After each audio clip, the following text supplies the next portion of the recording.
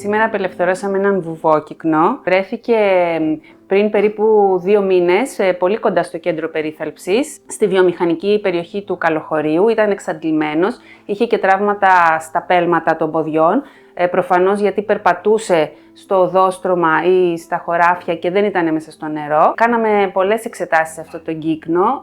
Βρέθηκε ότι είχε έντονη παρασίτωση, ενδοπαράσιτα στο έντερο, είχε διάρρεια, είχε εξάντληση. Χρειάστηκε περίπου 2 μήνες να μείνει στην περίθαλψη, σε εμάς εδώ στο κέντρο περίθαλψης. Τον επανεντάξαμε σήμερα στις εκβολές του Γαλλικού. Χρειάστηκε λίγο χρόνο μέχρι να μπορέσει να πετάξει, έκανε 2-3 απόπειρες. Στην τρίτη απόπειρα κατάφερε να πετάξει πάνω από τις καλαμιές και να πάει σε πιο ασφαλές μέρος.